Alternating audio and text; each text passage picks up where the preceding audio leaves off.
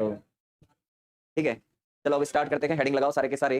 Time तो 12 बजे का था, लेकिन अब जल्दी आगे तो स्टार्ट कर देते, आते रहेंगे, देखते रहेंगे। हेडिंग लगाओ तुम लोग तो, द्रव्यमान क्षति। पूरा हो गया था जो चल रहा था।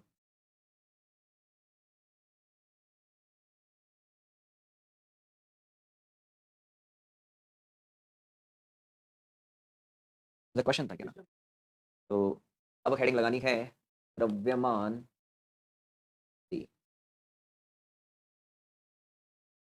द्रव्यमान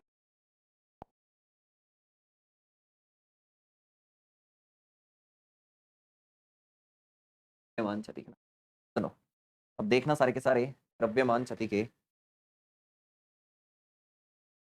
ठीक है।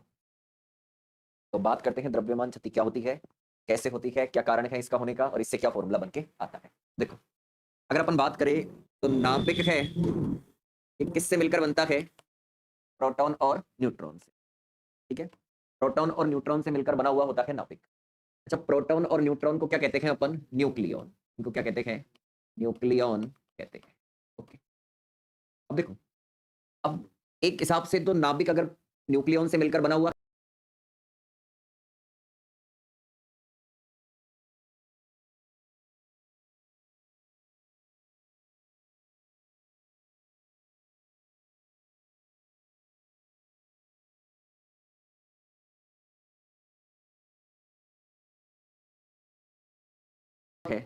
तो नाभिक का कुल द्रव्यमान किसके द्रव्यमान के बराबर होना चाहिए? न्यूक्लियॉन के द्रव्यमान के बराबर होना चाहिए।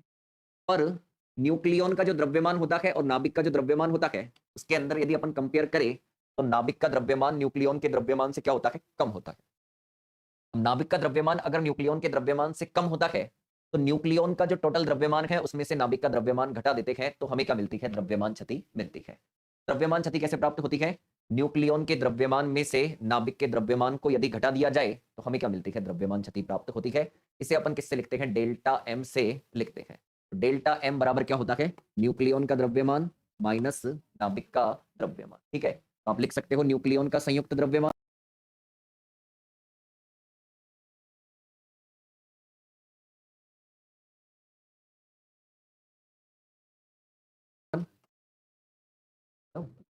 न्यूक्लियॉन का संयुक्त द्रव्यमान माइनस नाभिक का द्रव्यमान, द्रव्यमान माइनस नाभिक का द्रव्यमान। समझना भी ना, अभी केवल सुनते चलना है और कुछ नहीं लिखना।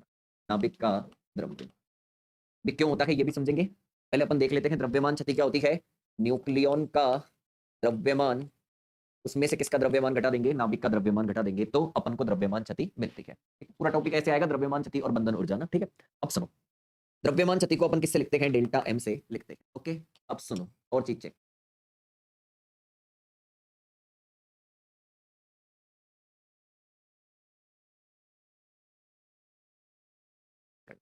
इधर ध्यान देना। अब अपन बात करते हैं कि जैसे नाभिक है जेड एक्स ए। अच्छा, इसमें प्रोटॉन कितने हैं? इसमें प्रोटॉन है जेड। अच्छा, न्यूट्रॉन कितने हैं इसके अंदर? न्यूट्रॉन की संख्या है ए माइनस जेड,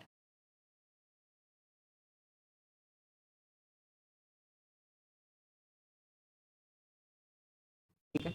अच्छा, एक प्रोटॉन का द्रव्यमान कितना होता है? एमपी। कितनी संख्या के अंदर प्रोटॉन है? जेड संख्या के अंदर, तो सभी प्रोटॉन का द्रव्यमान कितना हो जाएगा? Z MP. जेड एमपी क्या हो जाएगा? सभी प्रोटॉन का द्रव्यमान। ओके। अच्छा, एक न्यूट्रॉन का द्रव्यमान है एम एन, तो न्यूट्रॉन की संख्या कितनी है? A minus Z. तो ए माइनस जेड को किससे गुणा कर देंगे? एम एन से।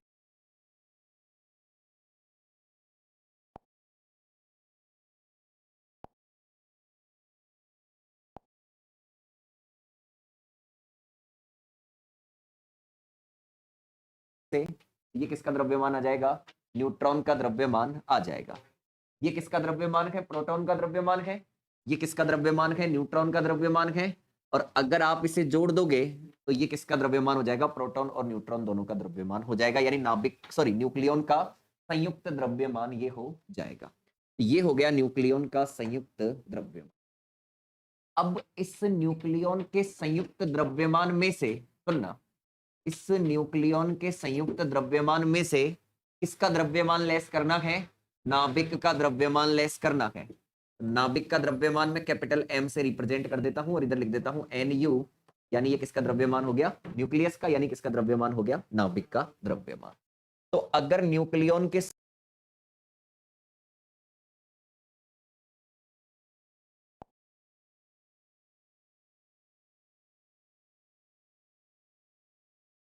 संयुक्त द्रव्यमान में से नाभिक का द्रव्यमान घटा दिया जाए तो इसे क्या कहते हैं? अपन द्रव्यमान क्षति कहते हैं। ठीक है, क्योंकि नाभिक किससे मिलकर बनता है? न्यूक्लियन से। और नाभिक का जो द्रव्यमान होता है वो न्यूक्लियन के द्रव्यमान से क्या होता है? कम होता है। इसको क्या कहते हैं? द्रव्यमान क्षति कहते हैं। अब सुनो, जहां डेल्टा एम क्या है? डेल्टा एम है यहां पे द्रव्यमान। ओके, अच्छा, जेड एम पी क्या है? सभी प्रोटॉन का द्रव्यमान है। सभी प्रोटॉन का द्रव्यमान। अच्छा सुनो, ए माइनस जेड एम एन ये क्या है? सभी न्यूट्रॉन का द्रव्यमान। ये हो गया सभी न्यूट्रॉन का द्रव्यमान।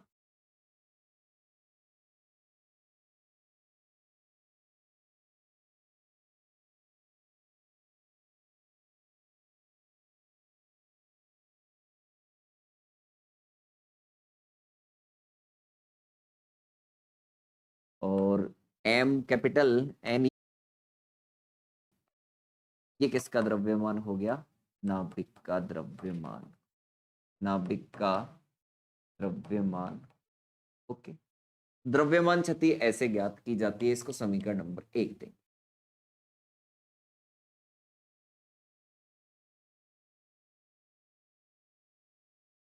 पर इसमें अभी थोड़ा परिवर्तन करेंगे फॉर्मूले के अंदर। कैसे? समीकरण 1 से आओ देखो, इस समीकरण को ऐसे लिख दे अपन, कोई दिक्कत नहीं होनी चाहिए। चेक करना, डेल्टा एम बराबर, ओके, क्या लिखा हुआ है? Z M P plus A minus Z M N. मैं एक काम करता हूं, इसमें जेड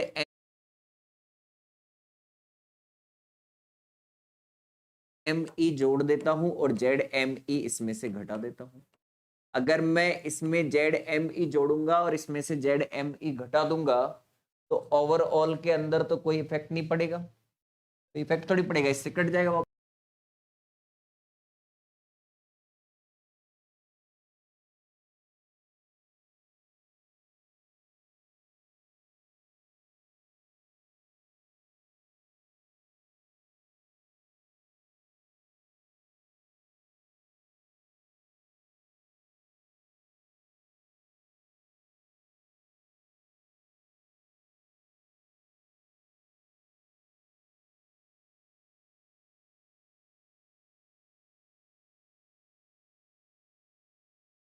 थोड़ी पड़ेगा, इससे कट जाएगा, वापस वही आ जाएगा। और आगे क्या है? न्यूक्लियस का द्रव्यमान यानी नाभिक का द्रव्यमान। ओके, अब सुनो, इसको ही थोड़ा व्यवस्थित करना है।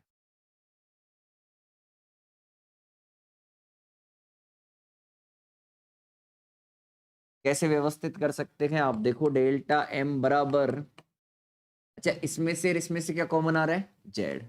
क्या बचेगा ब्रैकेट में? M P plus M E. Okay, अच्छा अब सुनो, इधर बात करते हैं थोड़ी अपन। इधर क्या है? A minus Z M N minus का जेड एम ई माइनस का एम। अच्छा सुनो, अच्छा देखो, जो हाइड्रोजन परमाणु होता है 1H1, इसके अंदर प्रोटॉन कितने होते हैं? 1। अच्छा, इसमें न्यूट्रॉन कितने होते हैं? 0। और इसमें इलेक्ट्रॉन कितने होते हैं? 1 इलेक्ट्रॉन होता है। अच्छा, यहां पर अगर आप चेक करोगे तो 1 प्रोटॉन है। और आगे क्या है? नहीं, ऐसे एमपी देखो, एमपी क्या है? 1 प्रोटॉन का द्रव्यमान है। एम ई क्या है? 1 इलेक्ट्रॉन का द्रव्यमान है। अगर प्रोटॉन के द्रव्यमान में इलेक्ट्रॉन का द्रव्यमान जोड़ दूंगा तो क्या ये हाइड्रोजन परमाणु का द्रव्यमान होगा? तो क्या मैं इसे ऐसे लिख दूं तो कोई दिक्कत ही नहीं होनी चाहिए कि डेल्टा एम बराबर जेड एम एच से लिख दूं, है ना? एम एच से, ठीक है, कोई दिक्कत नहीं है। ओके, आगे चलो। अब आगे अपन एक काम कर सकते हैं, यहाँ पे ये वाली जो स्टेप लिखी हुई है, एक बार चलो इसको ऐसे रहने दो, आगे परिवर्तन, तो इसको ऐसे कैसे ही रहने दो। तो ये ऐसे लिख दो इसके साथ ही, कोई दिक्कत, ठीक है। चलो एक काम करते हैं, पहले यहां तक पहुंचते हैं फिर आगे देखेंगे परिवर्तन। जहां एम एच बराबर क्या लिख सकते हैं, एम पी प्लस, और भी काम करने, पर पहले इससे पहले अपन लिखते, लिखो लिखवाता हूं मैं। अभी कुछ नहीं लिखवाया, केवल हेडिंग लगवाई थी। लिखो द्रव्यमान क्षति, लिखना इसके अंदर नाभिक प्रोटॉन व न्यूट्रॉन से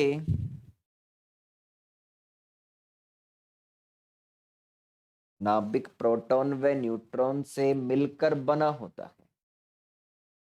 नाभिक प्रोटॉन व न्यूट्रॉन से मिलकर बना होता है। अतः नाभिक का कुल द्रव्यमान, अतः नाभिक का कुल द्रव्यमान, अतः नाभिक का कुल द्रव्यमान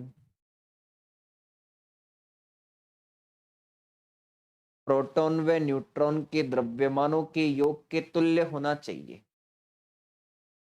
अतः नाभिक का कुल द्रव्यमान प्रोटॉन व न्यूट्रॉन के द्रव्यमानों के योग के तुल्य होना चाहिए। अतः नाभिक का कुल द्रव्यमान है ना, ऐसे लिख, अतः नाभिक का कुल द्रव्यमान प्रोटॉन व न्यूट्रॉन के द्रव्यमानों के योग के तुल्य होना चाहिए।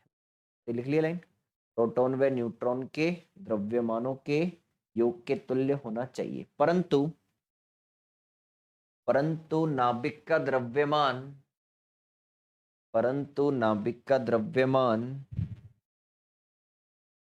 न्यूक्लियोनों के संयुक्त द्रव्यमान से कम होता, परंतु नाभिक का द्रव्यमान न्यूक्लियोनों के संयुक्त द्रव्यमान से कम होता है, संयुक्त द्रव्यमान से कम होता है। द्रव्यमान में होने वाली इसी कमी को,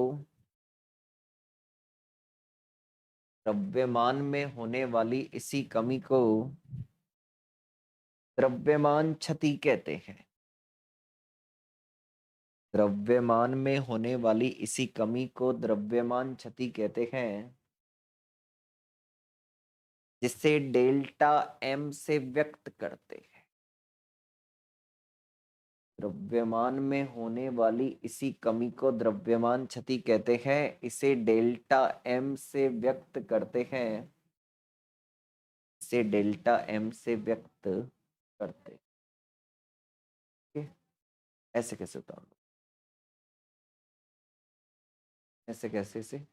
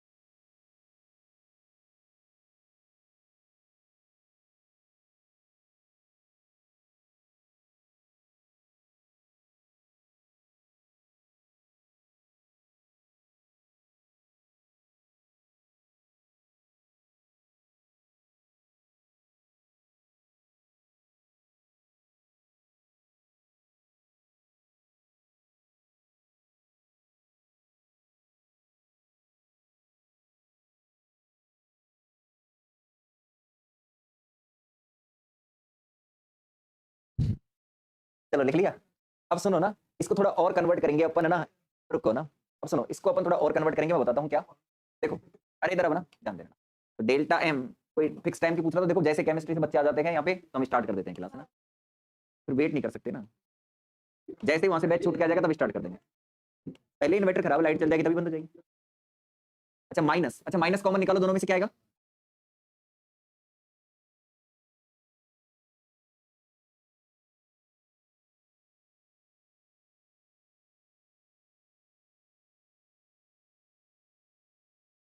क्या बचेगा, Z M E plus M N you.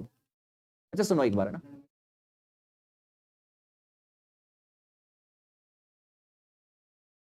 सुनो, अच्छा देखो, ये किसका द्रव्यमान है, नाभिक का द्रव्यमान, है ना। अच्छा ये किसका द्रव्यमान है साथ में, इलेक्ट्रॉन का द्रव्यमान। अच्छा एक इलेक्ट्रॉन का द्रव्यमान कितना होता है, एम ई। और इलेक्ट्रॉन की संख्या भी किसके बराबर होती है, प्रोटॉन की संख्या के बराबर होती है। तो ये टोटल इलेक्ट्रॉन, सभी इलेक्ट्रॉन का द्रव्यमान हो गया। अगर सभी इलेक्ट्रॉन के द्रव्यमान को नाभिक के द्रव्यमान में इंक्लूड कर दिया जाएगा, तो फिर किसका द्रव्यमान आ जाएगा, परमाणु का द्रव्यमान आ जाएगा। देखो परमाणु किससे मिलकर बना है, नाभिक से, और उसमें इलेक्ट्रॉन, है ना। और नाभिक किससे मिलकर बना है, प्रोटॉन और न्यूट्रॉन से। अब नाभिक के द्रव्यमान में यदि इलेक्ट्रॉन का द्रव्यमान इंक्लूड हो जाएगा, तो ये कौन सा द्रव्यमान आ जाएगा, परमाणविक द्रव्यमान आ जाएगा।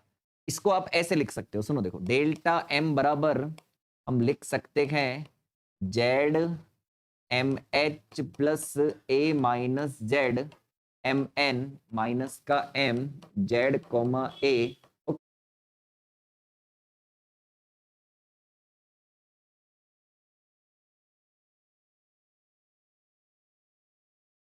द्रव्यमान है जिसका परमाणु क्रमांक जेड है, उसकी द्रव्यमान संख्या क्या है, ए है। तो ये किसके बराबर हो गया, Z M E plus M N U, है ना। ये किसका द्रव्यमान हो गया, परमाणविक द्रव्यमान हो गया, परमाणवीय द्रव्यमान।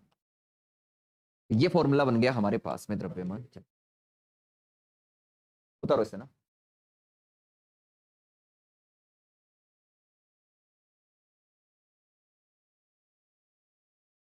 अरे चेक कर लिया करो, जैसे तुम्हारी केमिस्ट्री क्लास खत्म हो उसके बाद में 5-10 मिनट तो लगी जाती है स्टार्ट करने।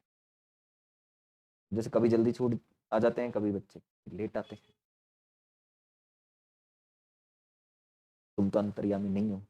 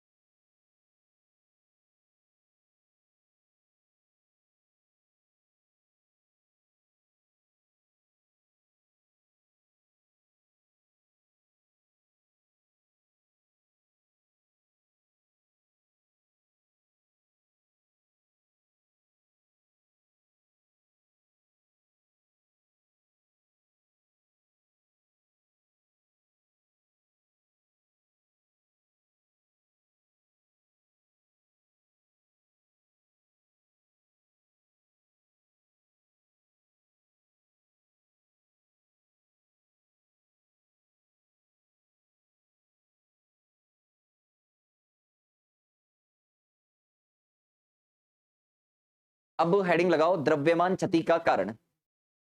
द्रव्यमान क्षति का कारण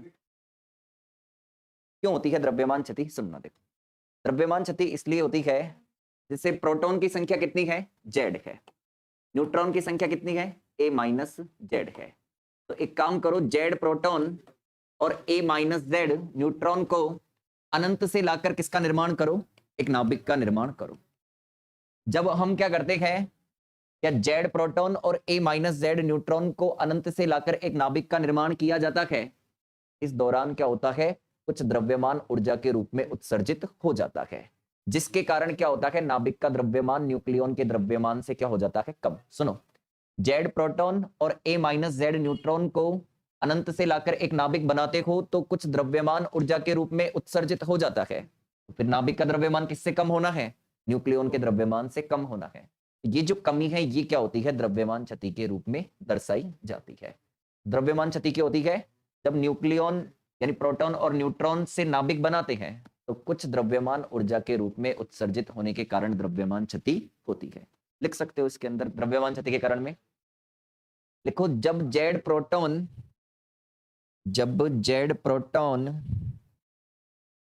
और A माइनस जेड न्यूट्रॉनों को, जब जेड प्रोटोनों एवं और या जो भी लिखा है, A माइनस जेड न्यूट्रॉनों को अनंत से लाकर एक नाभिक का निर्माण किया जाए, अनंत से लाकर एक नाभिक का निर्माण किया जाए,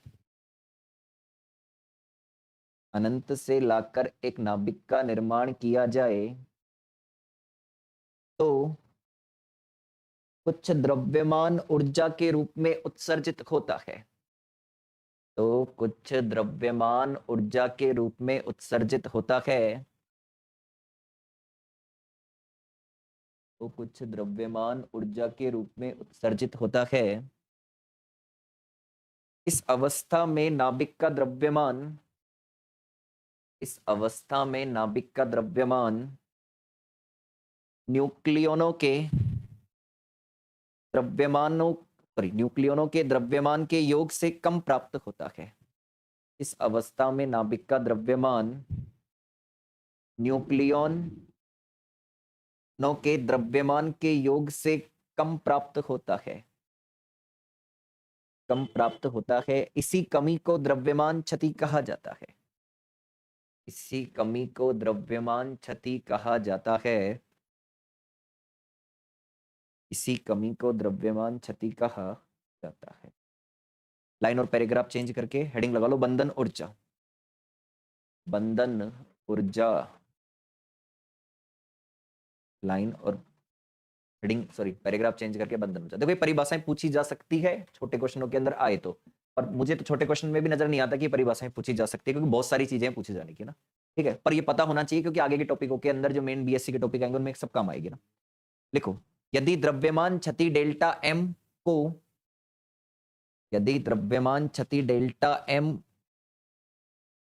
को 931.5 मिलियन इलेक्ट्रॉन वोल्ट, ऐसे लिखना 931.5 मेगा या मिलियन जो भी बोलते हो आप, से गुणा कर दिया जाए, यदि द्रव्यमान क्षति को 931.5 मेगा इलेक्ट्रॉन वोल्ट से गुणा कर दिया जाए तो हमें बंधन ऊर्जा प्राप्त होती है, तो हमें बंधन ऊर्जा प्राप्त होती है, तो हमें बंधन ऊर्जा प्राप्त होती है। मैं समझाता हूं, पहले तो लिख रहा हूं बंधन ऊर्जा का फॉर्मूला क्या होता है, सीधा सा है, फिर समझ भी लो ये कैसे लिखा है ना। बंधन ऊर्जा बराबर होता है delta M into 931.5 million electron volt, ये होती है बंधन ऊर्जा ना। बी डॉट ई से लिख दो रिप्रेजेंट, ठीक है, ये हो गया फॉर्मूला। पर ये कैसे बनता है ना, तो बंधन ऊर्जा क्या होती है, द्रव्यमान क्षति के कारण जो ऊर्जा होती है वो होती है बंधन ऊर्जा। अच्छा, द्रव्यमान क्षति के कारण जो ऊर्जा होगी वो कितनी होगी, डेल्टा एम सी स्क्वायर होगी। अच्छा, यहाँ जो डेल्टा एम है ना, ये क्या है, द्रव्यमान क्षति है, लेकिन ये किसके अंदर है, एएमयू के अंदर है, एटॉमिक मास यूनिट के अंदर है। आगे क्या है, सी स्क्वायर। अच्छा, एक एएमयू क्या होता है ना, एक एएमयू होता है 931.5 मिलियन इलेक्ट्रॉन वोल्ट बटा सी स्क्वायर। तो आप यहाँ पे मान रख दो इसका 931.5 मिलियन इलेक्ट्रॉन वोल्ट बटा सी स्क्वायर, आगे सी स्क्वायर है, सी स्क्वायर से सी स्क्वायर कट गया, तो जब delta M 931.5 million electron volt से गुणा होगा तो हमें क्या मिल जाएगी, बंधन ऊर्जा मिल जाएगी। हमें ज्यादा माथापोड़ी नहीं करनी, क्या याद रखना है, द्रव्यमान क्षति डेल्टा एम किसमें होनी चाहिए, एएमयू के अंदर, और उसको हम किससे गुणा कर दे, 931.5 मिलियन इलेक्ट्रॉन वोल्ट से गुणा कर दे तो हमें क्या मिल जाती है, बंधन ऊर्जा मिल जाती है। देख लो इसे, हमें बंधन ऊर्जा मिल जाती है। पूछा है कितना हो गया, 30 मिनट की क्लास हो गई।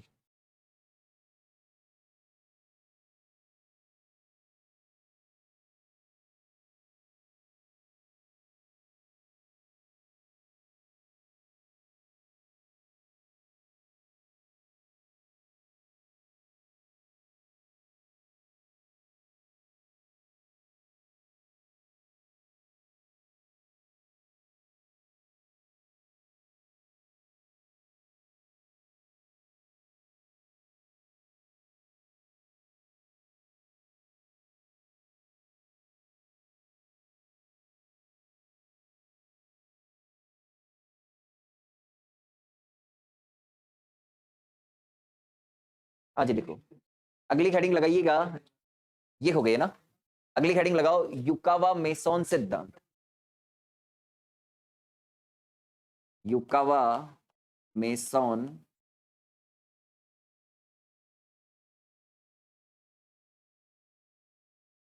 युकावा मेसोन सिद्धांत। अच्छा सुनो, हाँ बिल्कुल बिल्कुल। अब है क्या, बताता हूँ इसे, 3 पॉइंटों के अंदर कंप्लीट होता है। पहले एक एक पॉइंट समझ लेते हैं, फिर एक एक की व्याख्या। सुनो देखो, नाभिक में क्या उपस्थित होते हैं, न्यूक्लियन, है ना। और न्यूक्लियन क्या होते हैं, प्रोटॉन और न्यूट्रॉन। अब देखो, ये जो प्रोटॉन और न्यूट्रॉन होते हैं, ये क्या करते हैं, पाई मेसोन का अवशोषण करते हैं और उत्सर्जन करते हैं।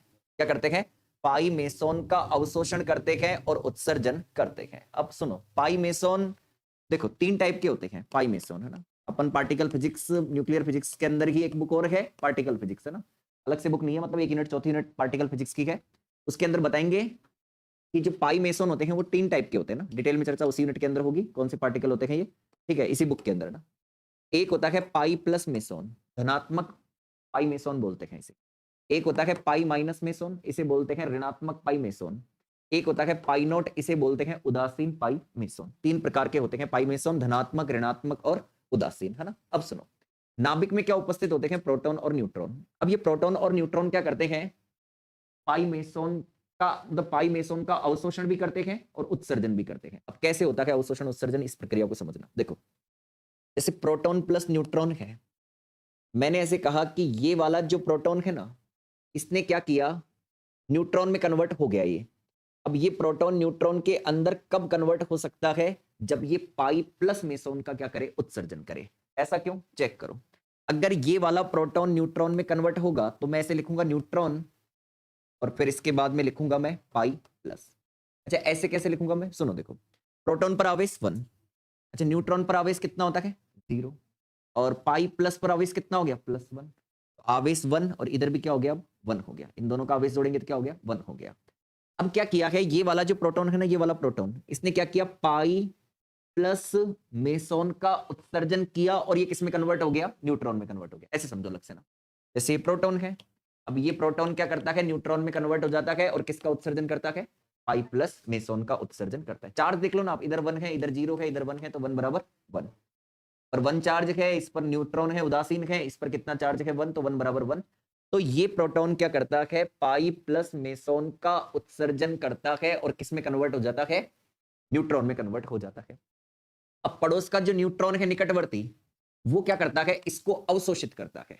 अच्छा, वो इसको अवशोषित करेगा तो इसको ये ले लेगा, तो क्या आएगा यहां से, इसको ऐसे लिख दूं मैं, ऐसे लिख दिया। इसने तो उत्सर्जन करके न्यूट्रॉन बना दिया, और पाई प्लस मेसोन का उत्सर्जन कर दिया। पड़ोस वाले न्यूट्रॉन ने क्या कर लिया, इसको अवशोषित कर लिया। अब अवशोषित करके ये क्या बना देगा, प्रोटॉन बना देगा। क्या बना देगा, इस अभिक्रिया के अंदर क्या हुआ, सबसे पहले प्रोटॉन ने क्या किया, पाई प्लस मेसोन का उत्सर्जन करके न्यूट्रॉन में परिवर्तित हो गया, और निकटवर्ती न्यूट्रॉन ने क्या किया, उस पाई प्लस मेसोन को अवशोषित कर लिया, और वो किसमें कन्वर्ट हो गया, प्रोटॉन के अंदर कन्वर्ट हो गया। तो इसे क्या कहते हैं, युकावा मेसोन सिद्धांत कहते हैं, जिसके अंदर पाई प्लस, पाई माइनस और पाई नॉट या पाई 0, इनका क्या होता है, अवशोषण और उत्सर्जन होता है। इस अभिक्रिया में केवल किसका हुआ है अभी, पाई प्लस का उत्सर्जन और पाई प्लस का अवशोषण। अगली लूंगा, उसके अंदर क्या होगा, पाई माइनस का होगा। फिर एक और अभिक्रिया लेंगे, उसके अंदर किसका होगा, पाई नॉट का होगा। तो ये 3 अभिक्रियाएं अपन को समझनी है, और तीनों अभिक्रियाएं अपन को इसके अंदर लिखनी है व्याख्या के साथ में। लिखो, युकावा मेसोन सिद्धांत लिखवाता हूं। लिखना, इस सिद्धांत के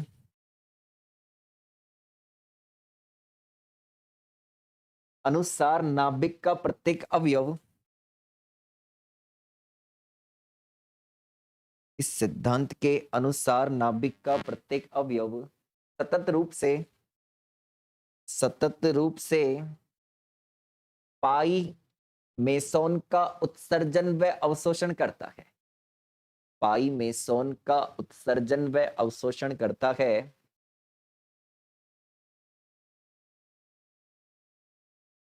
जिसके कारण नाभिकीय बल उत्पन्न होते हैं, जिसके कारण नाभिकीय बल उत्पन्न होते हैं। इस रिएक्शन को उतार लो, पहला पॉइंट लगाना, और इस रिएक्शन को होता है, जिसके कारण नाभिकीय बल उत्पन्न होते हैं। ये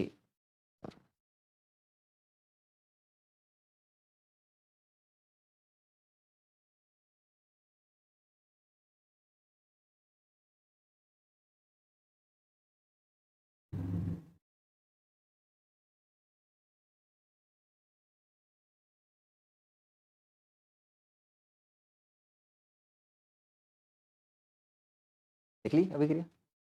चलो ये ऑनलाइन वाले नाराज हैं, अभी भी क्लास स्टार्ट कर देते, कोई टाइम नहीं है।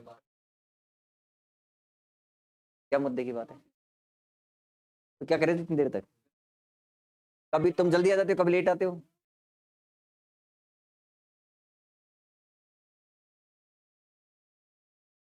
अरे तो ऑनलाइन वालों की तो सही है ना, बार बार चेक कर लो, होगी नहीं स्टार्ट हुई। चलो तुम तो वहां से रास्ते में से आओ, तो मुझे क्या पता चले अब कोई जल्दी आ जाता है कोई लेट।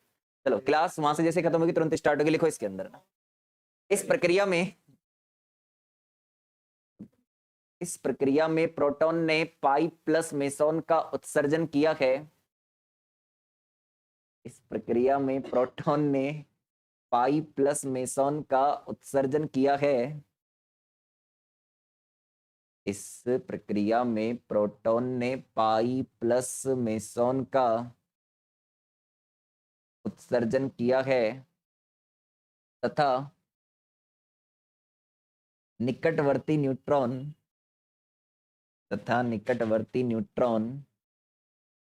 इसको अवशोषित कर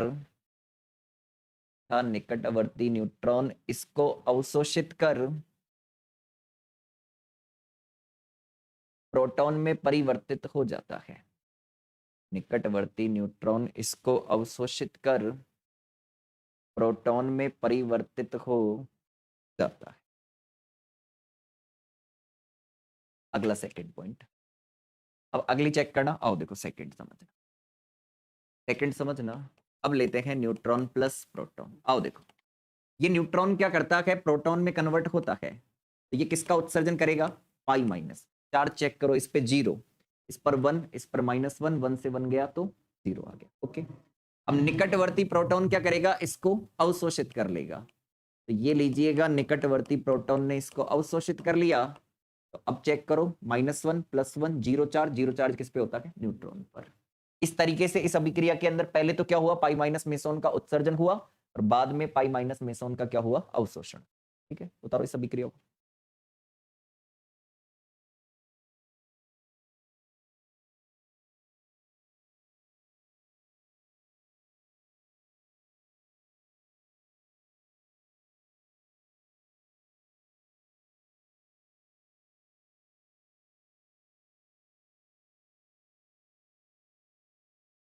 ठीक है, चले आगे।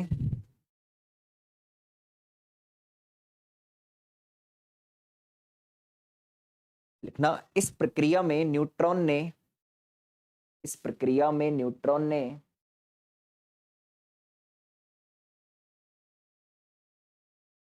पाई माइनस मेसॉन का उत्सर्जन किया है।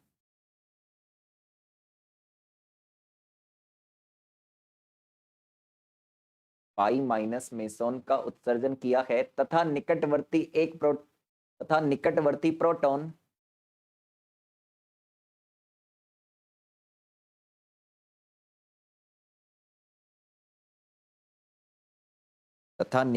प्रोटॉन इसको अवशोषित कर न्यूट्रॉन में परिवर्तित हो जाता है। इसको अवशोषित कर न्यूट्रॉन में परिवर्तित हो जाता है।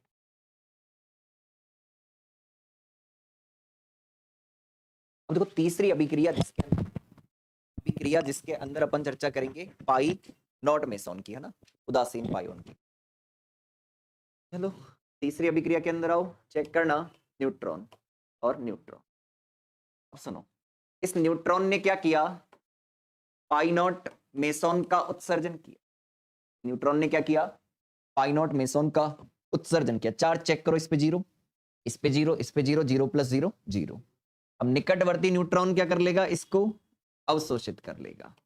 तो निकटवर्ती न्यूट्रॉन इसको अवशोषित कर लेगा। तो ये ऐसे कैसे, इधर किसका उत्सर्जन हुआ पहले, पाई नॉट मेसोन का, बाद में क्या हुआ, अवशोषण हुआ। अच्छा, प्रोटॉन में भी ऐसा हो सकता है, कैसे, चेक करो।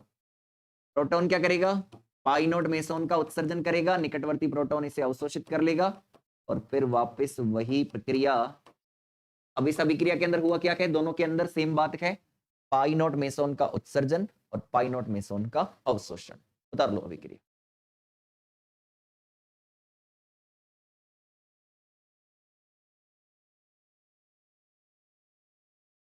क्या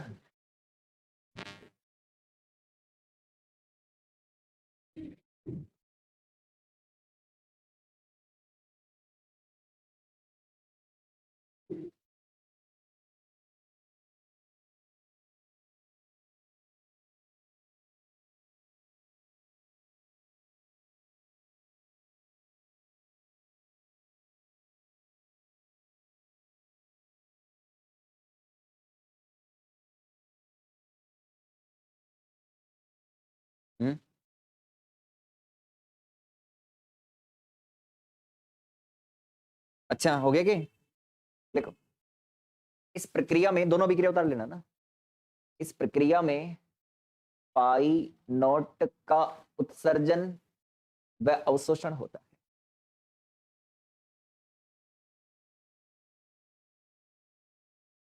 इस प्रक्रिया में पाई नॉट का उत्सर्जन व अवशोषण होता है। इस प्रकार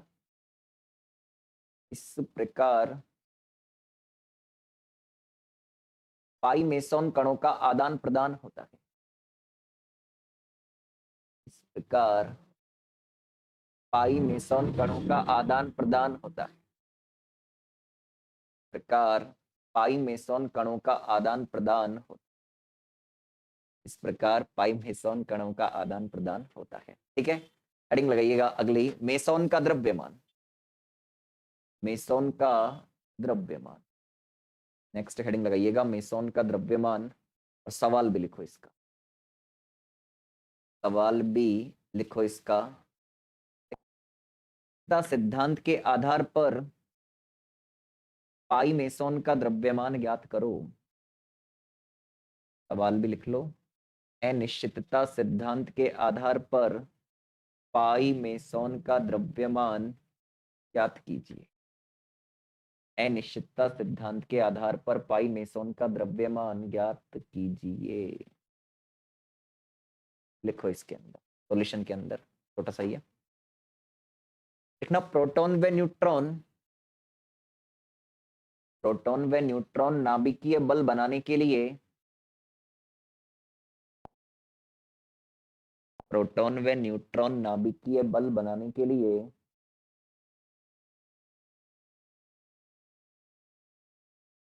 पाई मेसोन का आदान प्रदान प्रकाश के वेग से करते। प्रोटॉन व न्यूट्रॉन नाभिकीय बल बनाने के लिए पाई मेसोन का आदान प्रदान प्रकाश के वेग से करते, प्रकाश के वेग से करते हैं। लाइन चेंज करके लिखना। माना प्रोटॉन व न्यूट्रॉन के मध्य की दूरी स्मॉल आर्क है, माना प्रोटॉन व न्यूट्रॉन के मध्य की दूरी स्मॉल आर्क है तथा पाई मेसोन को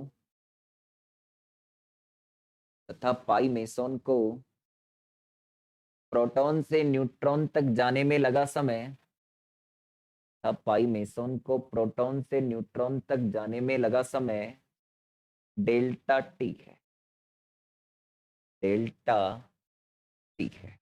एक उसमें भाई पाई मेसोन का द्रव्यमान ज्ञात करना बहुत आसान है। प्रोटॉन और न्यूट्रॉन के बीच की दूरी है स्मॉल आर, ये दूरी लगभग होती है 1.25 फर्मी के आसपास। अब प्रोटॉन से न्यूट्रॉन तक जाने में लगा समय पाई मेसोन का कितना है, डेल्टा टी है। चाल बराबर दूरी बटा समय से समय बराबर क्या हो जाएगा, दूरी बटा चाल। दूरी कितनी ली है, आर, लगभग 1.25 फर्मी होती है ये। अच्छा सुनो, किस वेग से जा रहे हैं, प्रकाश का वेग, जो कितना होता है, सी। मेसोन किस वेग से गति करते हैं, पाई मेसोन प्रकाश के वेग से गति करते हैं। समीकरण नंबर देंगे 1, रुको चेक करो। आइंस्टीन के द्रव्यमान ऊर्जा संबंध से, आइंस्टीन के द्रव्यमान ऊर्जा संबंध से। अच्छा सुनो, आइंस्टीन का द्रव्यमान ऊर्जा संबंध क्या होता है? ये होता है E बराबर mc²। और यहां द्रव्यमान किसका लेना है? प्रोटॉन का द्रव्यमान अपन, सॉरी पाई मेसोन का द्रव्यमान अपन को लेना है। समीकरण नंबर देंगे इसे 2, है ना? ठीक है। अच्छा, इसको अपन यहाँ पे डेल्टा ई से लिख देते हैं, क्योंकि समय को मैंने किससे लिखा है? डेल्टा टी से लिखा है ना, इसलिए ना डेल्टा एम की जरूरत नहीं। सुनो मैं बताता हूँ, समझो, वो ऐसे नहीं है। जैसे आप हाइजेनबर्ग अनिश्चितता सिद्धांत पढ़ते हो, रुको ना, हाइजेनबर्ग अनिश्चितता सिद्धांत,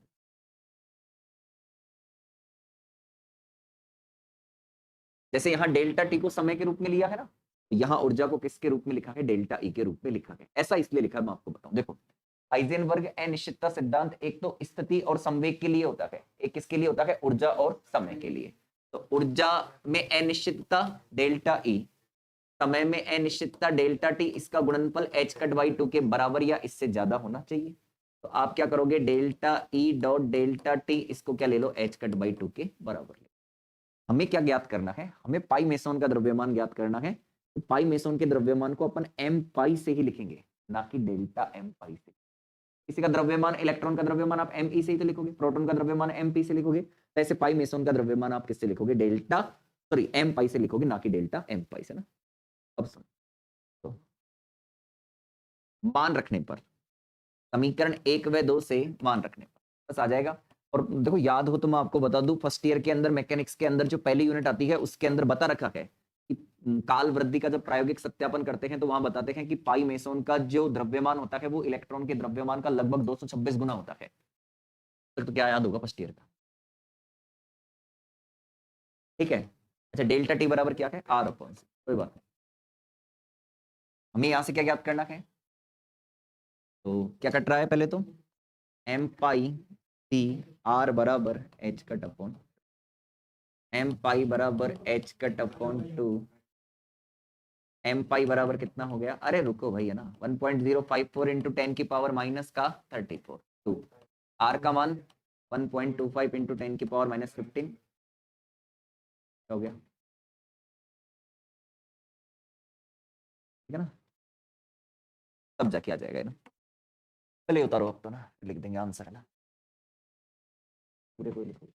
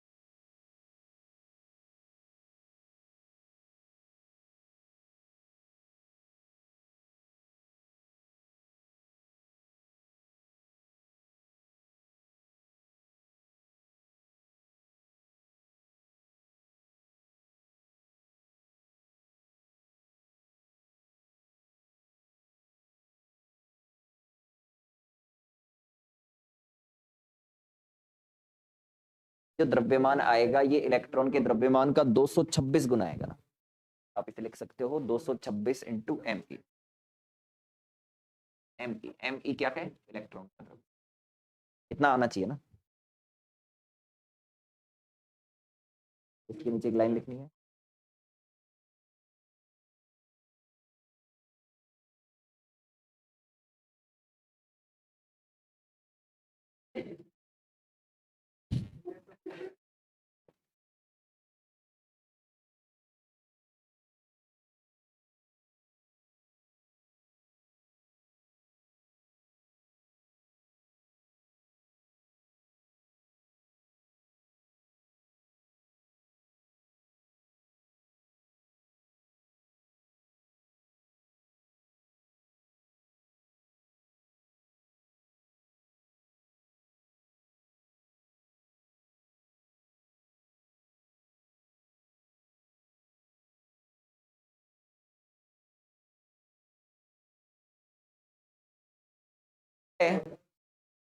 अतः पाई मेसोन का द्रव्यमान, अतः पाई मेसोन का द्रव्यमान इलेक्ट्रॉन के द्रव्यमान का,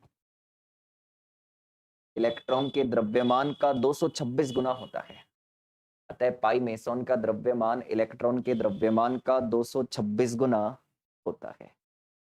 226 गुना होता है। ठीक है, हाँ हो गया 1 घंटा ना। ठीक है, आज के लिए इतना ही। इसका करेंगे नेक्स्ट कल, है ना।